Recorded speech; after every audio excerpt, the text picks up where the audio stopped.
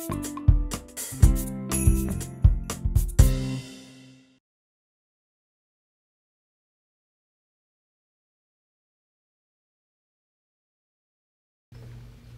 love Greenwood.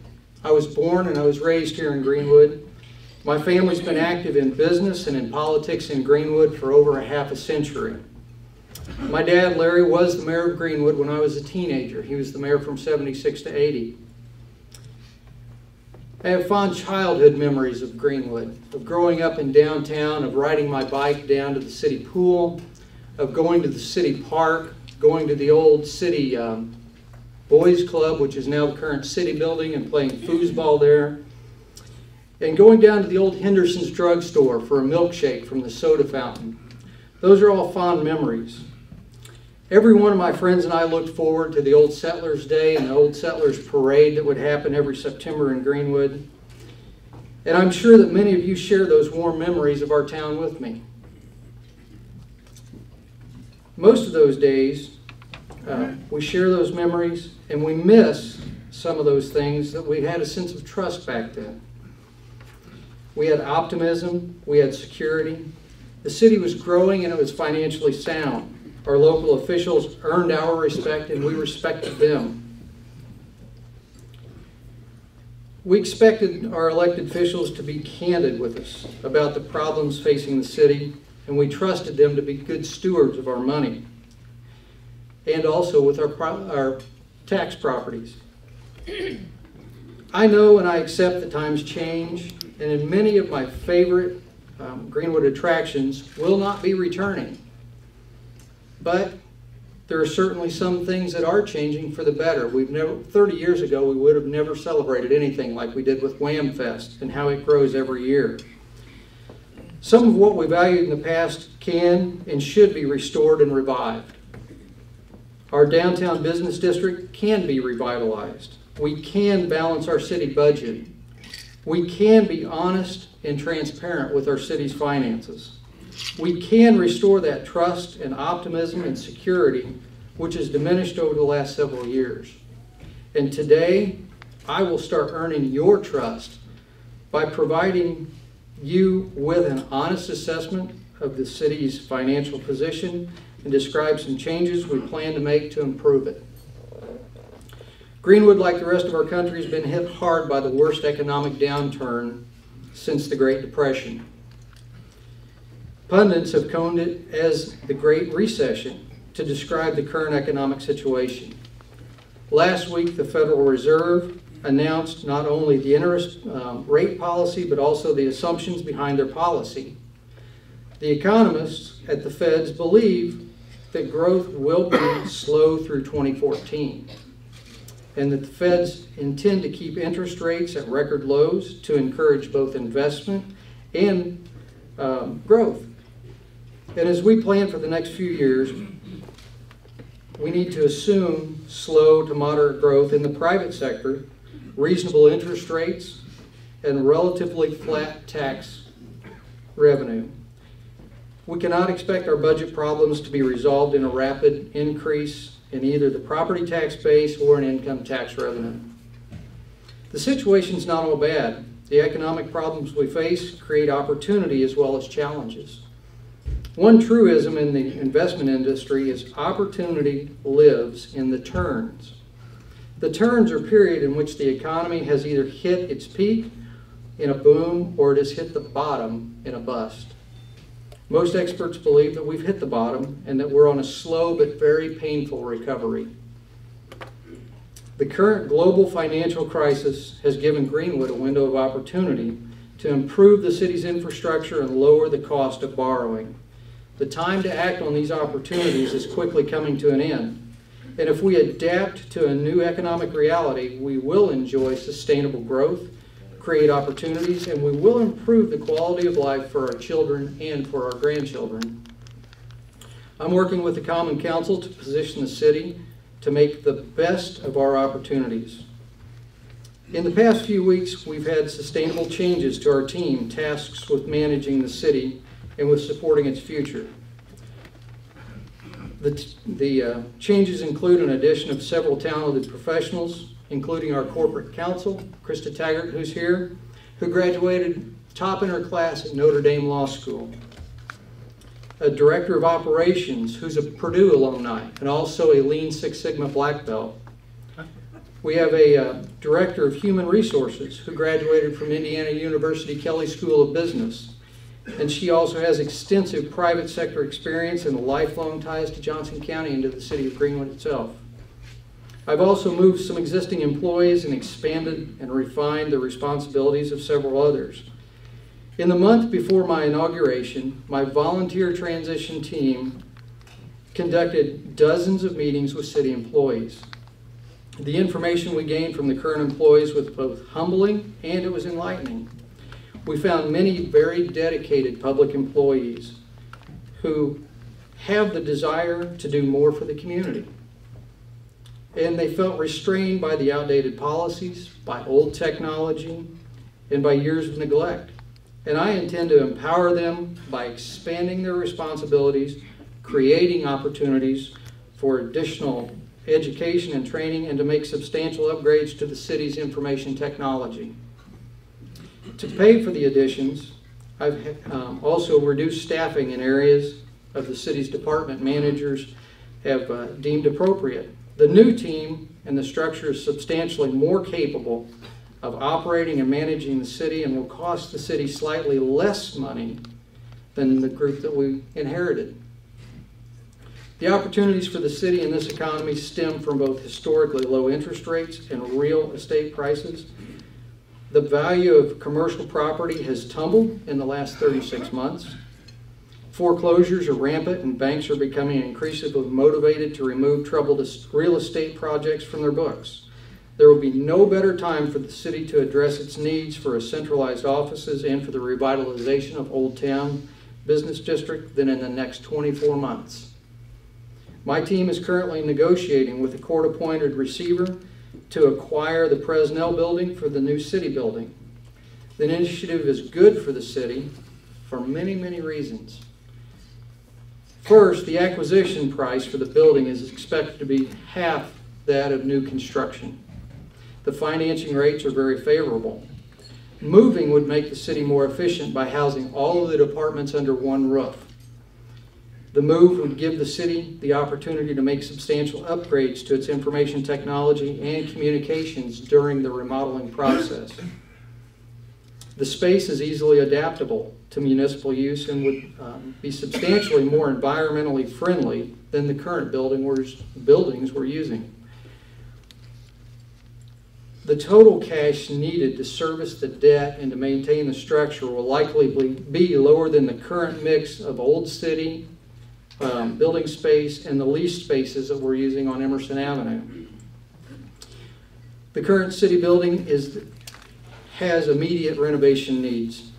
About a third of the available space is closed due to environmental concerns, animal infestation, and neglect. The basement has water and mold problems, the roof needs to be replaced, and placing a price on the delayed maintenance and repairs of the current space is part of the analysis that we've started and part of our diligence on the new building project. And the initial estimates for stabilizing and remediation have been very, very bleak. The Presnell building location rests in the center of the city's hopes and plans for the revitalization of Old Town. The Presnell building needs new ownership, which has use for the vacant space and the financial strength to renovate it to a current mechanical and Americans with Disability Needs building. And also, if the city doesn't seize this opportunity, the building can go in the dark. The chances of developing downtown in the next 20 years would be substantially diminished, and the heart of downtown would become a blighted area. Our neighbors in Indianapolis discovered the harm a vacant office tower can inflict on a neighborhood when the Keystone Towers building failed. After decades of slowing redevelopment of the Glendale area, Indianapolis finally had to take it upon themselves and demolish the building. I've enlisted the help and I've sought advice from experts in municipal finance, real estate, urban redevelopment about this project. everyone has been excited about the potential for the city if the price is right and the financing can be obtained. I'll also say that I'm not wedded to this project. I believe it is the best deal, and sometimes the best deal is no deal. If we can't get the best deal, it will be no deal for the city. If the bank doesn't offer us a fair price, then we'll have to find another solution.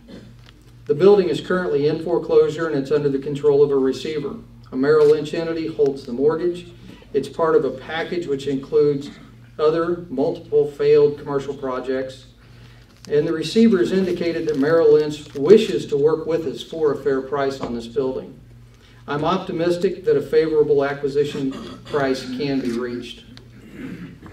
We're investigating the financing of public-private partnership options and to facilitate an acquisition without delay and expense of traditional bond financing.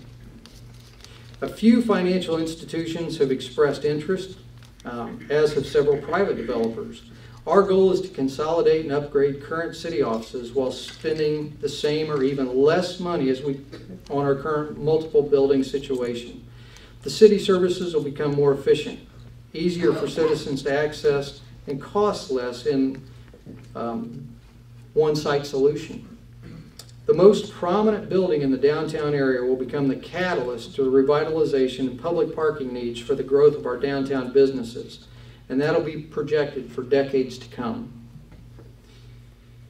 In 2013, construction has been long anticipated on Johnson County for an east-west corridor. It's scheduled to begin finally in 2013. Engineering and land acquisition efforts have already commenced, and Greenwood is leading the effort with the construction of the exchange on I-65 at Worsville Road. These are exciting times for Greenwood. The project is funded by state and federal highway construction money and revenue from current and future tax increment financing from the city of Greenwood.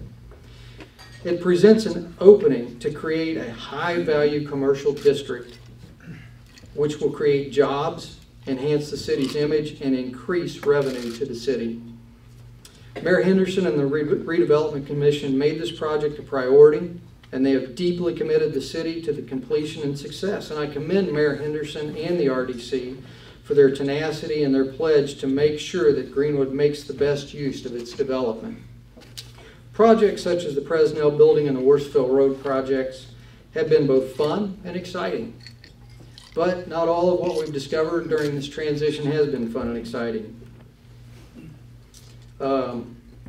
During the campaign, we addressed the need to reverse the city's deficit in the recent budget. We were appalled when the projected 2012 budget was nearly $2 million in deficit. We soon discovered that the budgeted spending over the past several years has borne little resemblance to the actual spending of the city. The city's obligations under existing contracts would result in deficit closer to $4 million this year. At the current cash burn ratio, the city will be unable to pay its obligations in 18 months. That's sad. You heard me correctly. We only have $5 million in our reserve fund. Over the past 4 years, the city has diminished its reserves by nearly $4 million. With the actual deficit, in which it's likely to approach $4 million, we have less than a year or a year and a half to address and solve the problem. The fiscal recklessness has not attracted as much attention as was warranted, but it must now be disclosed, quantified, and addressed.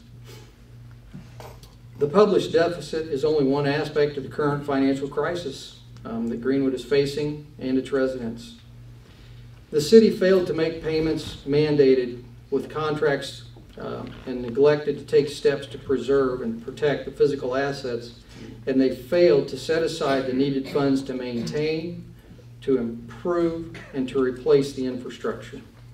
The most glaring example of the failure of stewardship was the disclosure at the last meeting of the Common Council in 2011 with the sewer utility settlement that was reached with the city of Indianapolis.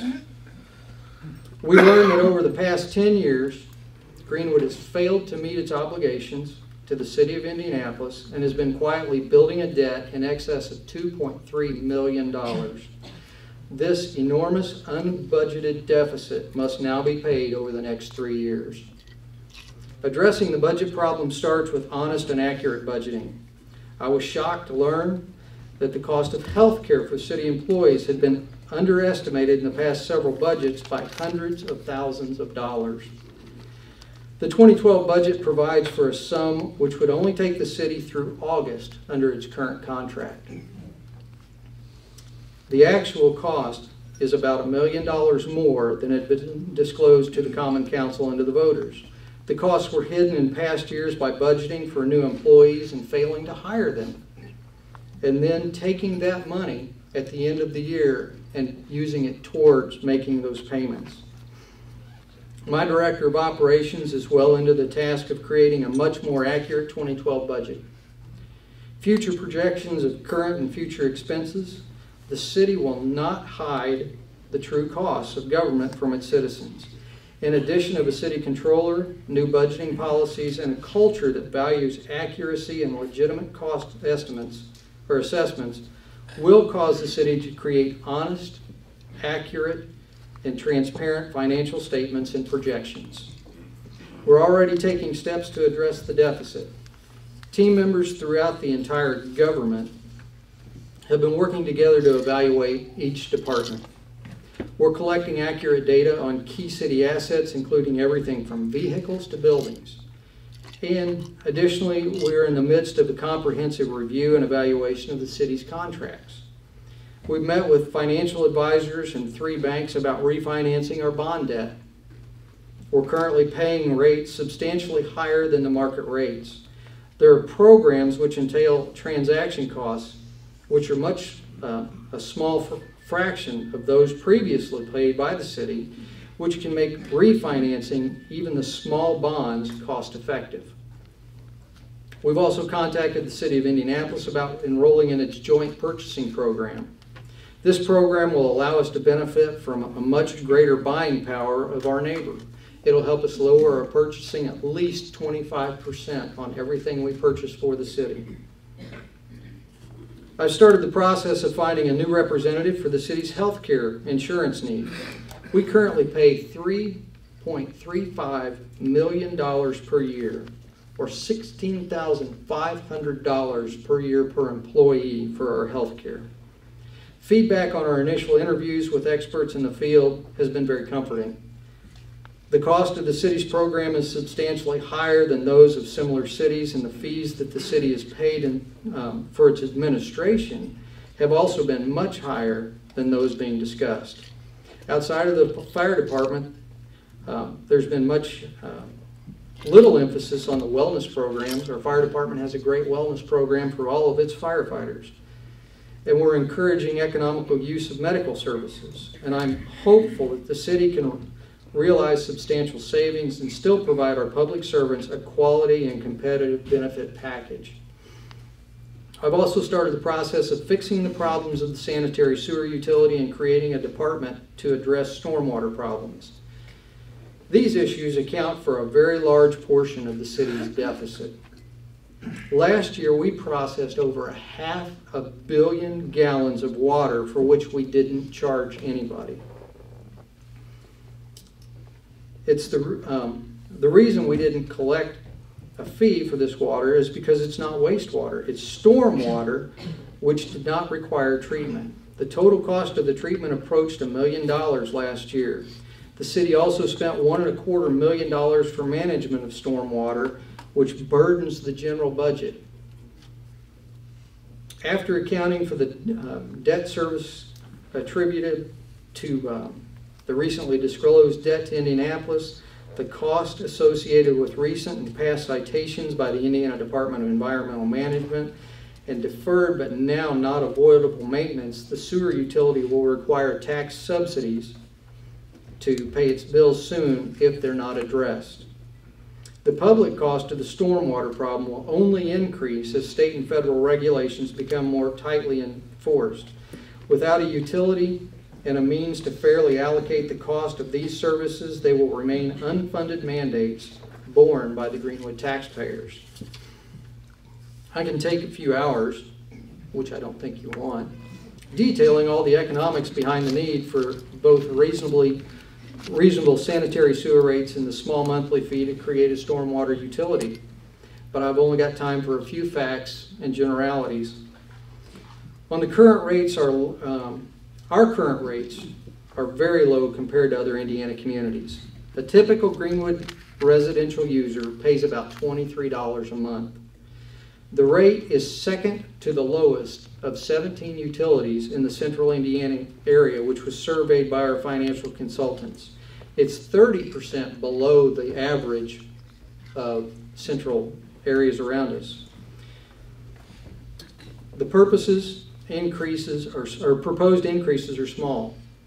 21% increase trumpeted in the recent newspaper article sounds pretty steep until it's applied to the actual household.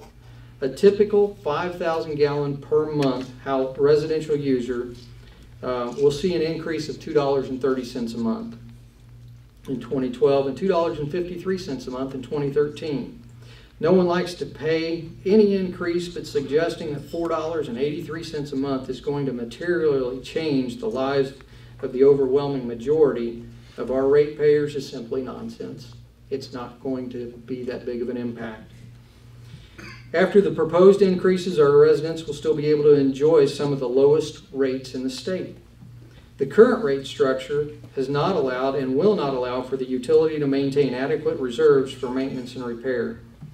We're currently facing significant sanctions and penalties from the Indiana Department of Environmental Management for failing to properly maintain our system. These problems will certainly escalate if the rate problem is not addressed.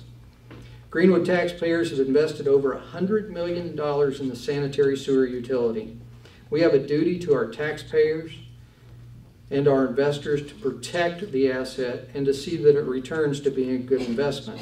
The current situation resulted from a 10-year period in which the rates did not increase, investments weren't made, and one-time fees dwindled. And at the same time, everything in the utility consumed increased in price. The commodities, the salaries, the professional services, the unfunded state and federal mandates increased dramatically. The day of physical reckoning is delayed and disguised by the impact fees which we had, which should have been reinvested back into the utility and into the city, but instead they were used as a duct tape to fix other problems throughout the city. The current state of affairs unfairly allocates the cost of both stormwater management and sanitary water treatment for the Greenwood taxpayers, regardless of their contribution on either problem. We are a responsible and physically conservative community. Deficit spending, dumping obligations on our children and grandchildren, and polluting our environment are not in our DNA. I stand before you today confident that Greenwood will resume its growth and prosperity. Unlike many of our sister cities and towns, we're addressing our problems well before we exhaust our reserves. We also have manageable levels of debt, expensive projects that were proposed when the costs and rates were higher were rejected by the voters and the council, and were not fixed burdens on our future budgets. Fixing these problems won't be easy. We'll start paying for service we consume and earning for the assets which we've built over the past 150 years. This truth is somewhat difficult. There's nothing easier than telling a citizen that they can get something for nothing. Unfortunately, the illusion is good for neither the city nor the resident. The residents of Greenwood deserve a government that values both fiscal responsibility and fiscal transparency. Over the next several months, my administration will continue to uncover the city's fiscal problems, present them honestly to the Common Council, and with the help of responsible counselors, correct them. I'm new to this job, but I am not new to human nature. I know that I'm going to face considerable pressure for being straight with you today about the uncomfortable facts and the unpopular solutions which are required to address them. But I am confident that as long as we continue to be honest, we refuse to take shortcuts, and we remain open to new ideas, we will eliminate Greenwood's deficit and create a solid foundation for the continued growth of our community. We face daunting challenges, but I believe that our future is bright. I'm surrounded by a talented and motivated team. We're committed to Greenwood, and we're working tirelessly to correct the problems I discussed, and we will move forward with exciting new projects. I look forward to your support, and I appreciate your thoughts and prayers in the future. Thank you very much.